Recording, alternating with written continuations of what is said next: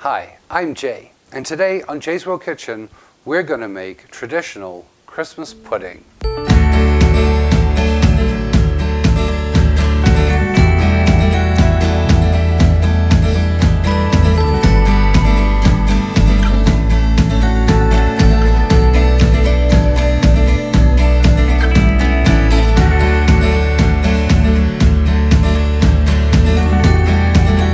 Growing up in South Africa, I had all kinds of influences on my cooking, and one of the biggest is probably my grandma, who, by the way, is 97 this year. This recipe for traditional Christmas pudding is not her recipe. However, I've made this a number of times, and this recipe is very, very close to what she used to make, and I'm quite sure that it's probably the same ingredients. This is also a very ambitious recipe because this is the biggest recipe I think we've ever done on this show so far. So bear with me, but let's have a look at the very lengthy list of ingredients.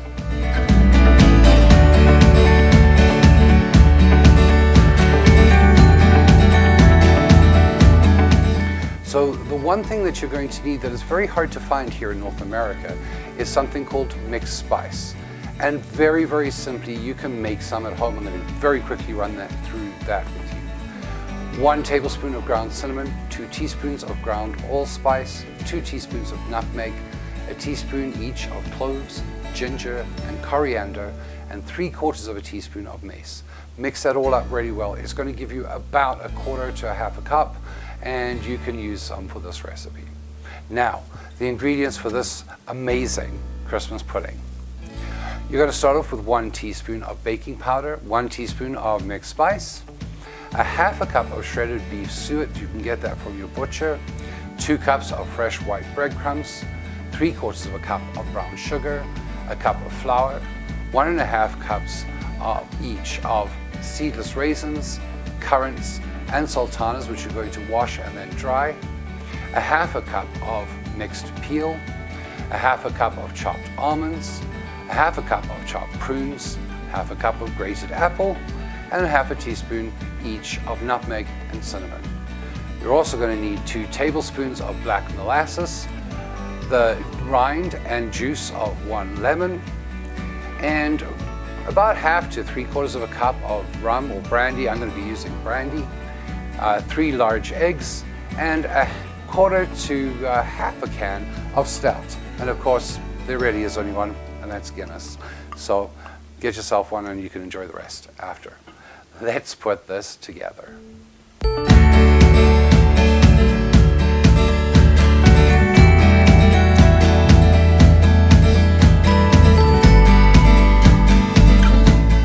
Now you're going to need a very large bowl because there's a lot of ingredients here, and I've got the biggest bowl that I have, and conveniently it has a lid because we're going to need that later. But we're going to start off by simply sifting in our flour,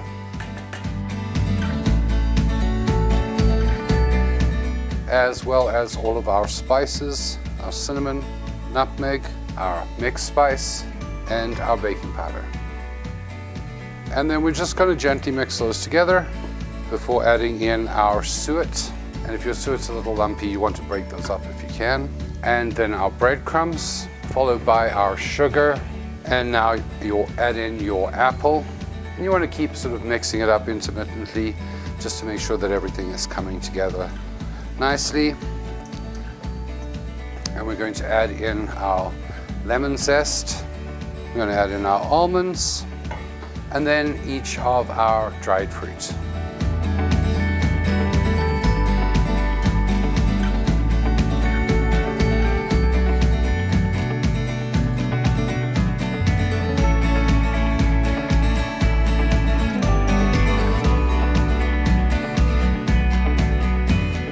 And then we want to give that a really good mix. Make sure that everything has come together in as evenly as possible.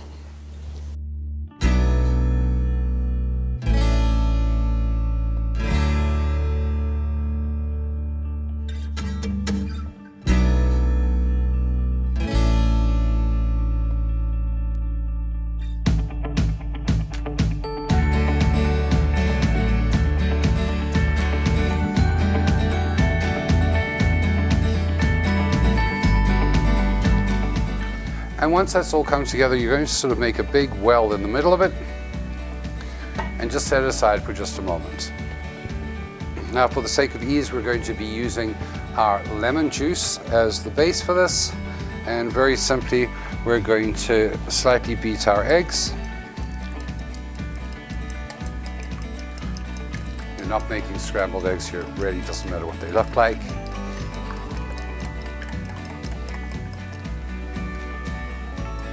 Throw that in with the lemon juice and the molasses.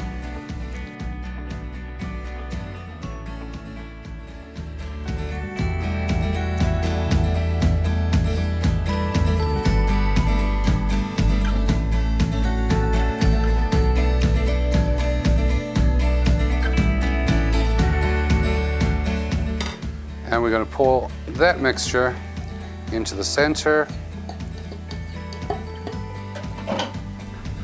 And then, of course, we're going to add in our brandy. And I'm using about 3/4 of a cup. And of course, our stout, or in this case, Guinness.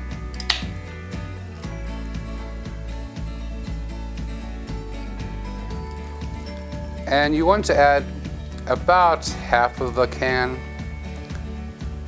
And of course, what you do with the rest is totally up to you.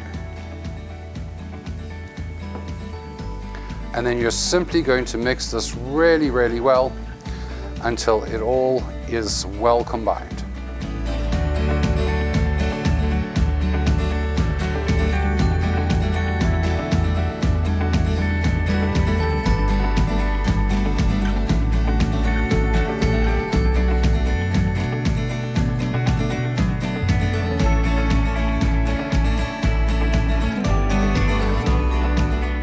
And once that has all been very well mixed together, we're going to cover it up and leave it for 24 hours and come back and check it tomorrow. Now, our batter has sort of been sitting for 24 hours, and there's a lot of things we're going to do right now. I'm going to try and take them really slowly, step by step, and let's get through this. So the first thing you want to do is you want to check that your batter is still nice and moist and not too dry. If it is very dry, you can add a little bit of milk, but generally speaking, it tends not to be. It tends to be actually quite perfect, and the aroma is going to be quite something. What we're going to do now is we're actually now going to prepare this for steaming. So I'm going to be separating mine into a couple of different sizes, but you can use a large bowl if you really want. I'm going to be using a small and a medium and possibly a second small one, as I'm going to be gifting one of these too. So what you want to do is you want to make sure that your batter is well mixed again. Do a good old stir, and we're going to put it into the smaller of the bowls. And I'm just going to do that one so that you guys can see what I'm doing.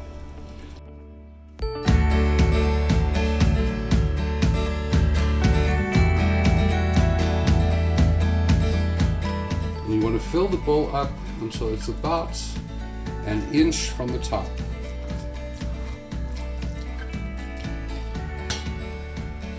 So about an inch from the top. All right, so we've got our pudding is in a bowl an inch from the top of the bowl. I'm going to start off with just some regular wax paper. And you want to cut off a piece that's just a little bit larger than the bowl. And this can get a little tricky, but it is very important that this is very well sealed. So we're going to be using elastic bands. I usually keep a full bag that I picked up at the dollar store because I know that some of them are going to break and so on and so forth. And what you want to do is you want to make sure that you get it around the bowl as tightly as possible. The important thing here is that we're creating a seal.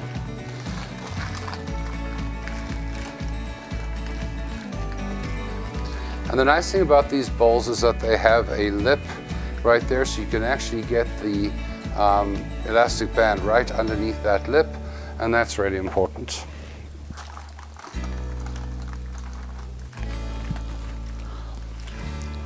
And now we're going to trim that off all the way around.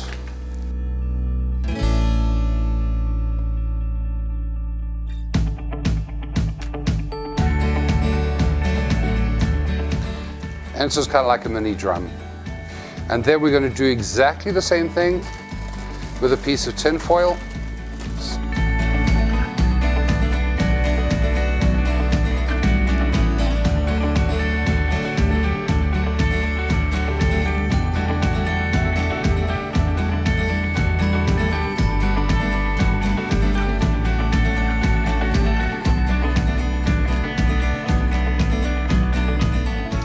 All right, now that that's sealed, you're going to take a tea towel, and I'm using one, this is an old one, I've used it for many, many years to do this.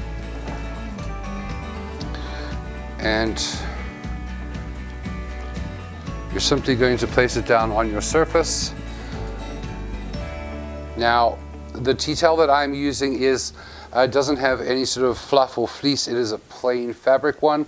You can pick these up just about anywhere, and for this particular purpose they are absolutely ideal. This is all that these ones get used for, and as you can tell by the coloring and discoloring, they've been used for this for many, many years.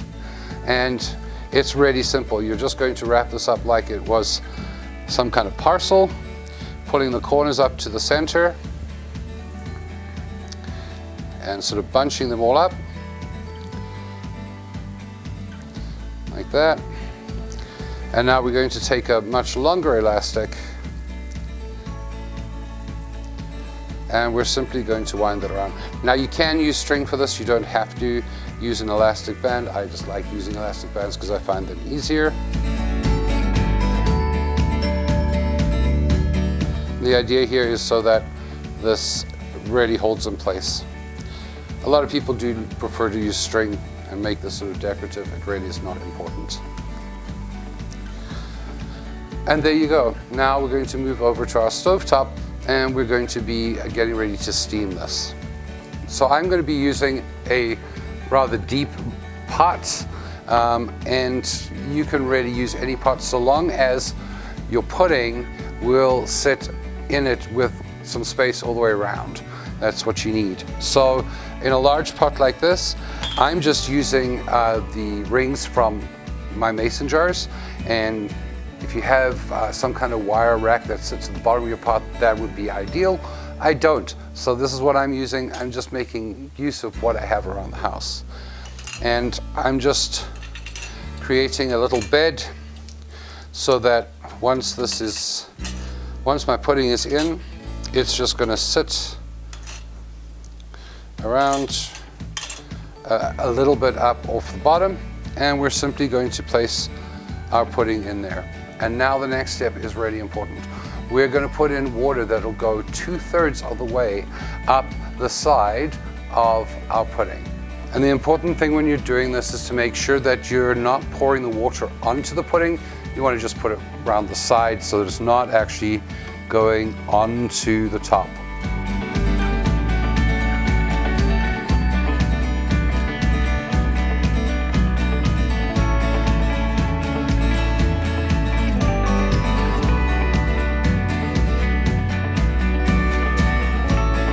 And now very simply, you're going to place a lid onto your pot and put it on a hot plate to simmer for 4 to 5 hours. Now it doesn't matter if it goes longer, but what is important is that it doesn't run out of water.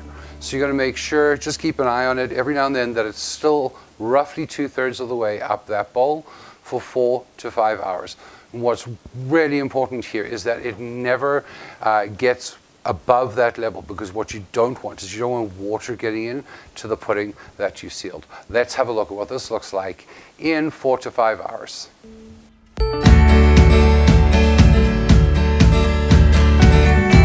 Now, while our pudding is steaming away, we're going to make something called brandy butter. Now, as a kid, I remember tucking into this when I probably shouldn't have been. And my dear grandmother, who, as I said, is 97 this year, used to make brandy butter, and we would have nice helpful dollops of this on top of this pudding. There's no official recipe for this, so I wing it, but very simply it's 3 ingredients. It's butter, icing sugar, and brandy. And there's no measurement, and I'm quite sure there was a lot more brandy in it than probably should have been. But man, is it good, and it really is so good with this pudding. So let's throw this together in a couple of minutes. I'm simply going to use about a 1/4 cup of butter, because I'm not making a ton, into a mixing bowl. And I'm using about 2 cups of icing sugar. And we're going to sort of add that in and then just use a spoon for a couple of moments.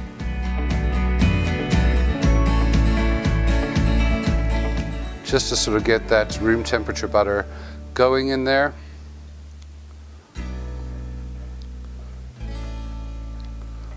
And now, of course, the best part, of course, is the brandy.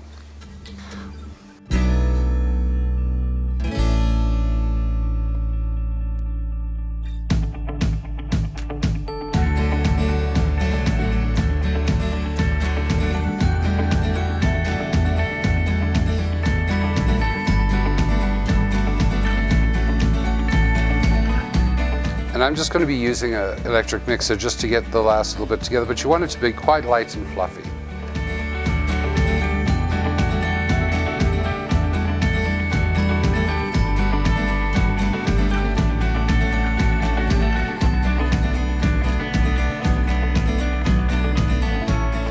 And that's it. And of course, you can adjust the brandy butter to taste, but well, that's up to you.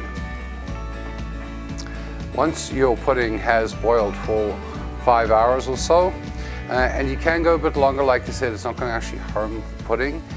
If you need to stop at 5 hours, you can remove it from the heat, and then if it's the day of, you can reheat by putting it back into the pot for about 1 hour to 2 hours to warm up completely. But basically, after 5 hours, you're going to very carefully, because this is going to be hot, you're going to want to remove this from the pot. I just use an oven mitt, and then I very carefully cut the elastic that's holding the cloth in place. That. And there you go. Now it is very hot, so please be careful. Again, now you're going to cut the elastic that's holding the tin foil, remove the tin foil, and then the wax paper as well.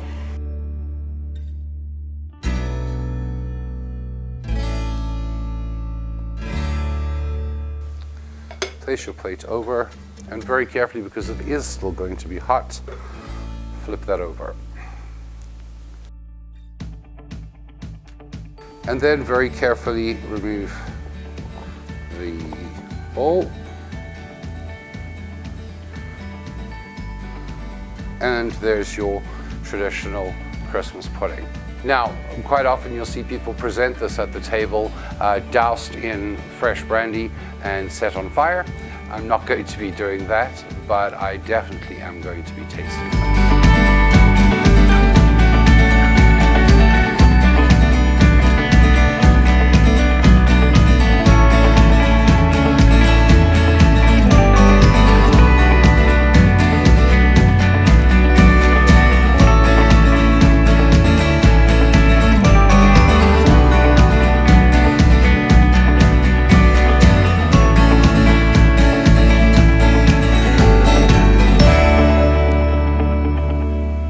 Now, of course, my absolute favorite part of every episode, but certainly this one, because I really do love Christmas pudding.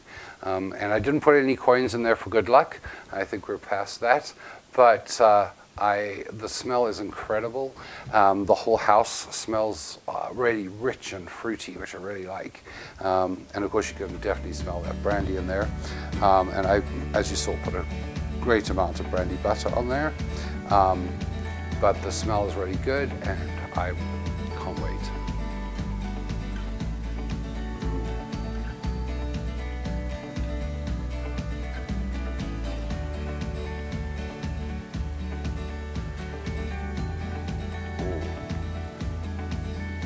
That is really good. It's very rich, and there's a lot of fruit in there. So you have a lot of that fruit flavor and texture in there. The batter, the dough is actually quite light by comparison, but the flavor is so many different flavors mixed in there. You can taste the spices. You can definitely taste the brandy. But it's just such a wonderful mix of flavor and very, very rich. I don't think you can eat too much of this at any one time. I know I tend to overindulge in it because I really enjoy it. And I hope you do too. And if you do, and if you try this recipe, I want to hear from you. I want to hear what you thought and how it turned out for you in the comment section below. Remember too to hit that like button and hit that subscribe button if you haven't already. And remember to turn on notifications so that you know when my next video drops. Remember that you can also send me feedback and your recipe ideas on my Facebook and my Instagram. And those two links are below in the comment section. If you would like to financially support this channel, you can do so at my Patreon. And Patreon members get these recipes sent to them every time a video drops. Thanks again for watching, and until next time, happy eating.